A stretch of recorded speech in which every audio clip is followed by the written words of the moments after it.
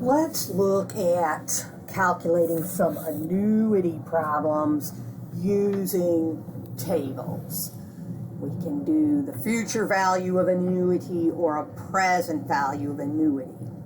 Now there is one thing you have to know ahead of time. If the rents, that's the payments, are received or paid at the beginning of each period or at the end of each period. For personal finance class, we are only going to work with rents that occur at the end of each period.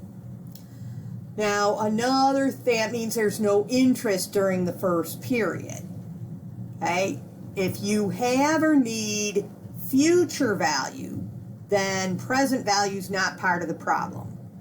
So now your four things are either future value, interest, number of periods, and rents, or present value and interest and number of periods and rents. Okay, so you're going to have either future value or present value. Unlike the single sum problems where you have future value and present value are both part of your timeline in your formula, but you don't have rents. Now you have rents, so one of these two things is not there. So first we're going to see how to do a future value of an annuity.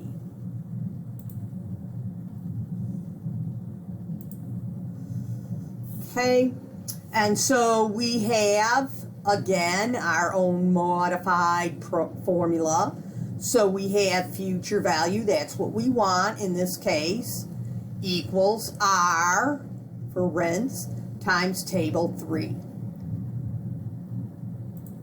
So here's an example. What is the future value of $5,000 deposits made at the end of each of the next 5 years, earning interest of 12%? Okay, so here's our timeline. We have N is 5 periods, our I is 12%, and our FV is what we want to know.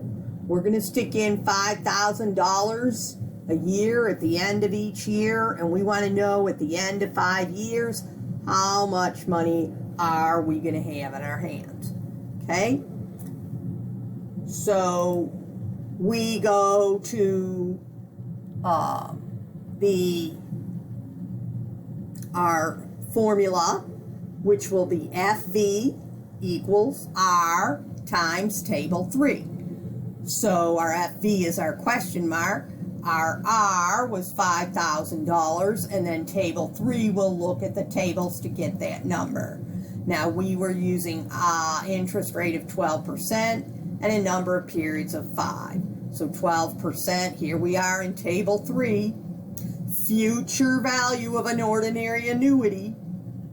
Okay, so 12% column and the 5-year period, we have 6.35285. So we have our future value equals our rents, which are the deposits, the $5,000, times our table 3 factor.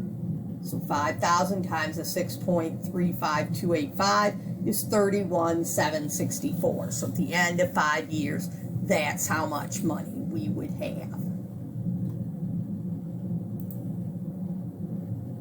Here is another example. Gomez will deposit $30,000 in a 12% fund at the end of each year for 8 years, beginning December 31st of 2017.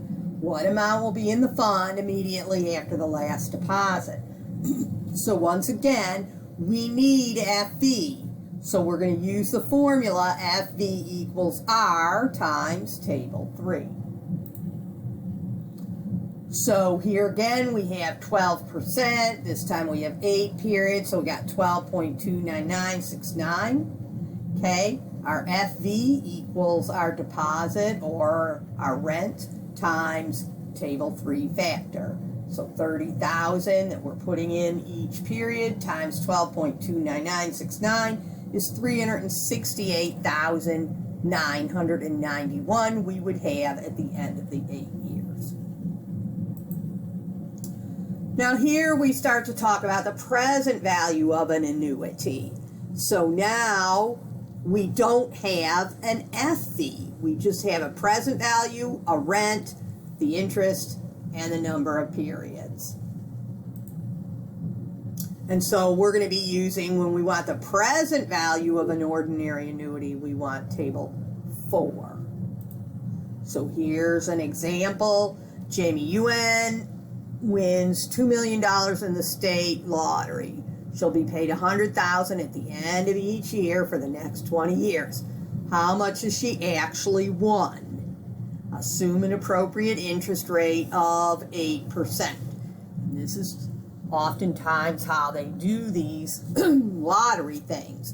Okay, you get so much, and if you take $100,000 times 20 years, yeah, it equals $2 million. But is it worth $2 million right now today? Is she getting $2 million today in her hand? No. Okay, she's getting $100,000 for each of the next 20 years. Okay, so we want to know what is the present value of that. Okay, and it says appropriate interest rate of 8% for this problem. So now we have PV. PV is what we want to know, equals R times table 4.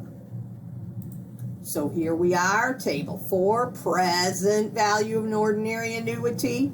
And we have 8% interest, 20 periods. So we look on the 8% column, we go on down all the way to the 20 periods. We get 9.81815. We have present value equals our rents. Also here are receipts, deposits, payments are all names that might be used for rents.